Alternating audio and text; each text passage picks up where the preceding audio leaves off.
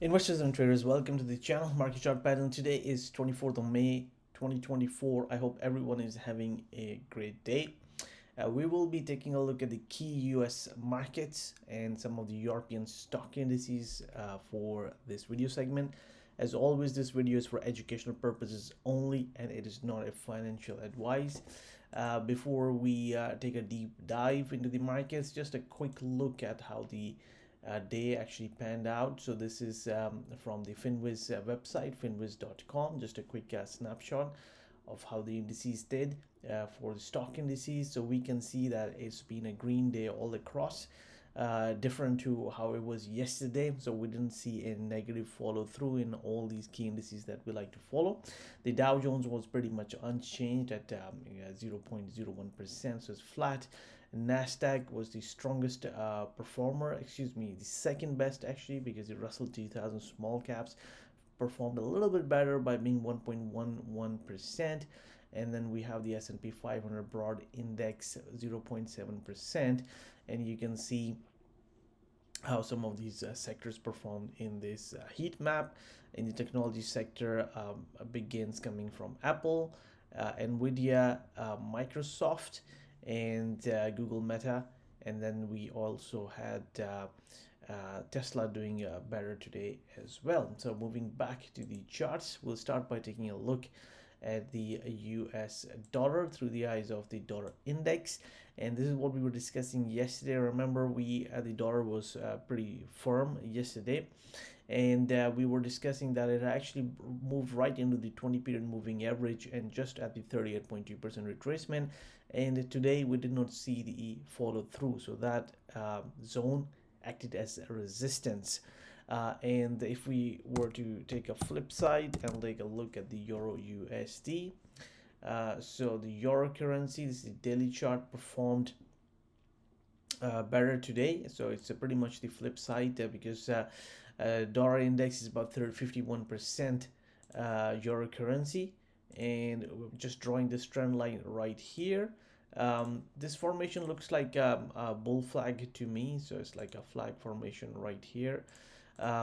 Getting above this one would be moving out of this channel formations or a flag formation, and would could lead to a second leg higher. And this is the kind of scenario we are expecting with the weakness coming in the US dollar. This is what we think as a 107 being a pretty strong resistance level, and so far the market is actually unable to move above that.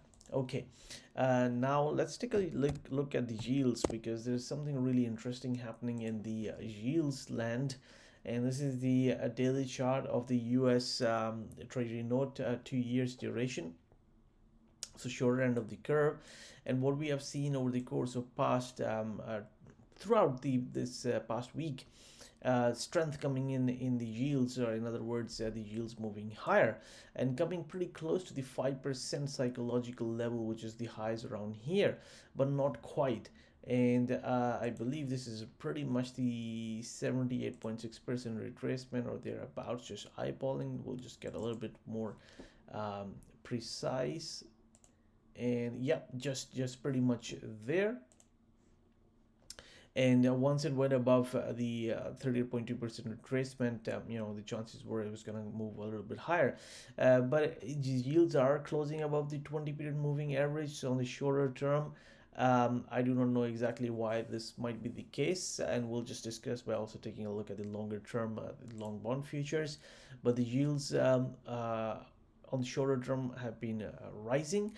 But the interesting fact today is that they were pretty much unchanged today, so 0.12%, and it formed an inside bar. So the highs, I've drawn this red line here, of yesterday, 23rd of May, and the high of today, they're exactly the same. This is something to be noted from a technical perspective. And if we begin to close below the low of today, then it could actually lead to further downside price action. So this is to be noted. And then we move to the long bond futures by taking a look at the 30-year duration treasury bond futures. And what we see is, now this is on the price axis, the other chart on the 2-year was on the yield axis. We see the bond market finding support from the 20 period moving average and closing positive for the day. In fact, it was up 8 ticks or 0.21%, whereas what we have seen on the shorter end of the curve, the yields being a little bit stronger.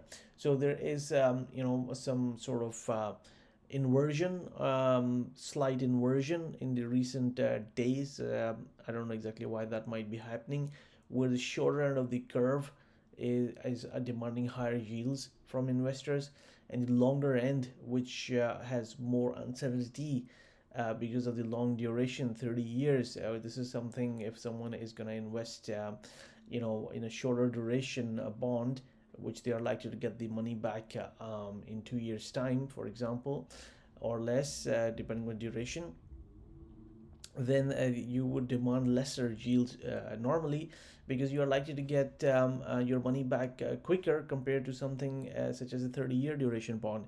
So you'll have less chances of default risk, interest rate risk, because during the 30-year duration the interest rates can change, so that will have an impact on the price of the bond, the coupons, etc. So there is less investment risk. This is why the shorter end yields tend to be usually lower.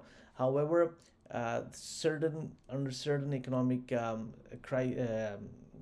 scenarios, there could be a situation where we could have an inversion of the yield curve, in which the shorter end is actually demanding higher yields than the longer end. And then there are certain scenarios in which actually the yield curve could be a humped yield curve, where we have the middle section, sort of duration of 5-year plus till 10 years, which are actually demanding higher yields than the shorter end, 2 years and less, and also compared to the 20-year plus duration bonds. So that sort of also can happen, but pretty rare to happen to have a humped yield curve. Okay, anyway, we digress. Maybe it's a topic of a separate video, but important to know these kind of three scenarios in which we could have an inverted yield curve, we could have a rising yield curve, and also a humped yield curve, depending upon the economic situation. So not the case here, the humped ones for sure, but this a little bit of inversion over the course of past week is interesting to watch, and hopefully it'll just dissipate over time. Okay, now we'll take a look at the gold market, and here we go. So the gold market is interesting because, because today the dollar was lower, so that should have been supportive of the gold. But the gold was kind of flat today. It did not fall the way it had been falling yesterday and the day before. Maybe this was leading to a clue that we could expect some sell-off to happen in the equity markets as well, just the way we saw yesterday. But the gold did not do that today, and we have also seen positive price action in a majority of the stock indices that we like to follow, including the European ones, and we'll take a look at those in detail. So this is really interesting. It's kind of is a pause here. It's not really an inside bar because the low is lower than this bar. So the market seems to be pausing around the 78.6% retracement. I'm going to delete some of these because otherwise the chart is pretty messy. So yeah, I think we'll just have to wait and watch for the price action. The interesting thing is the gold has been, probably one of the best performing asset classes since the beginning of 2024. Because it has had such a big move in past 3 months. That's quite rare for gold to do. But this is what gold has done, and its stepsister, which is silver. If we look at its the COMEX silver chart, so this is not the spot gold. We were taking a look at COMEX gold. So excuse me, I forgot to mention that. So this, if you're looking at the spot gold and silver, the prices are different. This is the futures market. This is COMEX gold and COMEX silver. So after completing this pattern and the 1.618 expansion, it's banged right into the 38.2% retracement and has found support today, and it is kind of consolidating around this level. This is what the silver market is doing. Okay, now we'll begin and take a look at the stock markets. We'll start by taking a look at the European markets with the German DAX. And we can see the German DAX is really interesting because it's been in a pullback over the course of pretty much this whole week actually, and applying the same concept of market symmetry. So it has completed this um, the correction is very similar, not exactly 100% the same, it's a little bit less compared to what we had seen in the month of April. And also it just came and really shy of the 20 period moving average and just closed pretty much unchanged. In fact, just by 2 points, 2.05, the cash market closed, but still the bulls won by a very slight margin, but nonetheless it's a victory for the bulls. So this is an interesting thing to watch. Now we have this triangle pattern here. It is repeatedly closing above the this support line 18,630 level, which is good. And if it is able to perform a good day next week, the because it's Memorial Day, the US markets are closed, so the European markets, I'm not expecting too much to happen. So let's say early next week, next Tuesday, especially if it's able to get close above the high of the 23rd of May, which is the Thursday, then the chances increase that it's going to go and tackle these highs and maybe to the 1.618 expansion. So it'll be just breaking out of this kind of pennant formation, triangle formation, however you want to call it.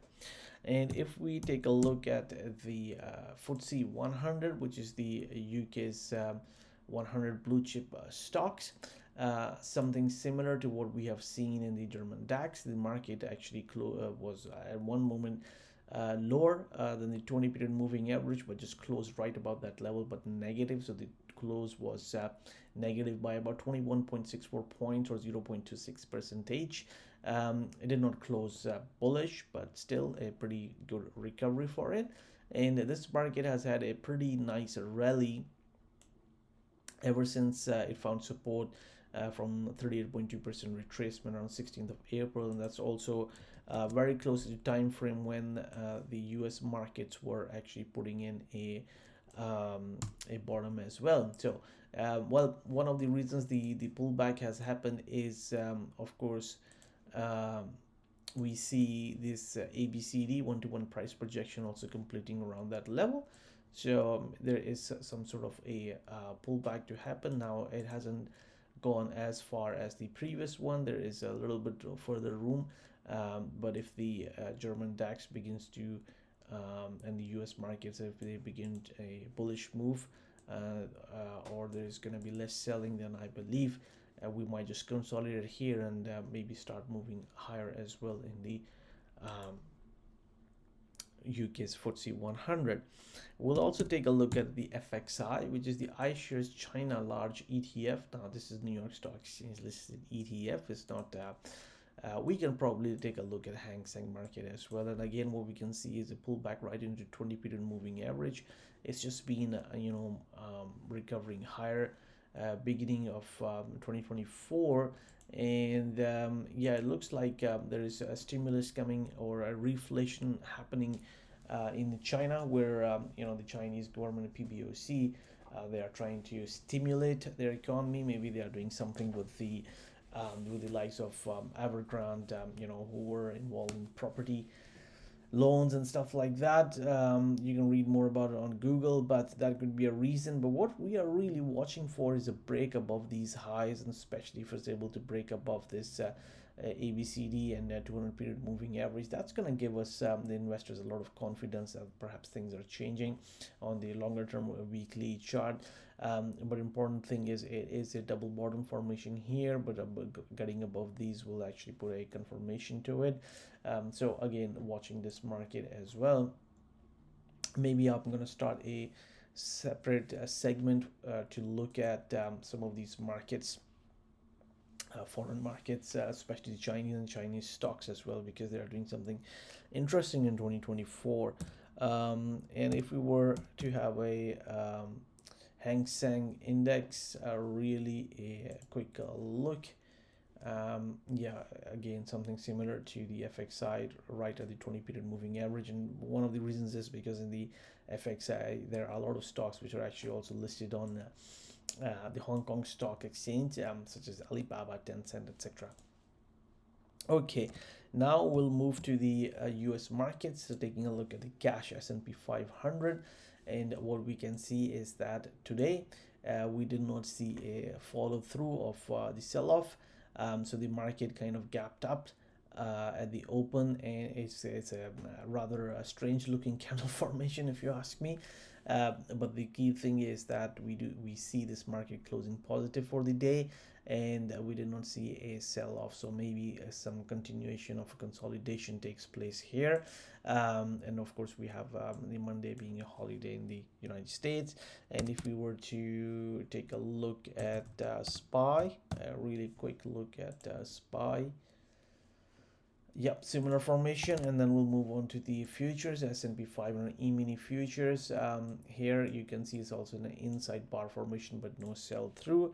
And if we look at NDX, which is the NASDAQ 100 cash index, no sell through, inside bar formation. And the important is to watch the NASDAQ 100 futures chart around here. No for sell through, follow through in the sell off. And this one actually recovered a fair amount of yesterday's sell off, so it was actually pretty interesting to watch it intraday as well. And then we'll take a look at, yeah, this one is really interesting. Let's actually take a look at the cash index first for Dow Jones. Look what the Dow Jones is doing. So this is also our timing model. I'm not going to go into details for that, but just really at the 20 period moving average, and look how small of a candle it is, which is actually, it closed pretty much unchanged, only 4.33 points for the cash index. So this one is really interesting. This is also the one which seems to be Russell 2000 and Dow Jones seems to be weaker than the NASDAQ 100 and S&P 500. So we're just watching this one right at the 20 period moving average. And if we take a look at this in the futures chart, so similar kind of pattern formation right at the 30. This is what we discussed yesterday, because this is where the market had closed right at the 38.2% retracement, and we had the 20 period moving average nearby as well. Now what is really interesting to watch is yesterday's close was 39,142, and today's close is 39,149. 39,149, and yesterday's was 39,142, which makes this bar an inside bar. So that has its own significance, that the market did not take out yesterday's low even by a penny. So this is something really important, because otherwise it would mean a continuation of the trend, right? So right at the 38.2% retracement with 20 period moving average nearby, really interesting scenario happening in the Dow Jones. And for last but not least, Russell 2000. Here we go, inside bar formation here as well, right, finding support from 38.2% retracement. We'll see what will happen with this, and of course we'll have a deeper review during the weekend as well. We'll take a look at the longer term weekly charts. And here we go. This is the IWM, so ETF cash market. And the interesting thing is that in the cash market, not only we had a gap up higher, closed for positive, but also closed above the 20 period moving average as well, which is something shorter term traders like to see. And so this is what we are looking at for the kind of price action that took place in the key markets that we like to follow. For the European markets and also for the US markets. We covered dollar, we covered gold, we covered the yields, the bond markets. Thank you very much for watching the video, and if you found this video of educational value, then please give it a thumbs up. And if you think that you like how we do the technical analysis here on the channel, then please do subscribe to the channel as well. Thank you very much for watching the video. Good luck, good trading, and speak to you guys soon. And there will be more videos coming over the weekend for the typical segments that we like to follow for the financial stocks and tech stocks.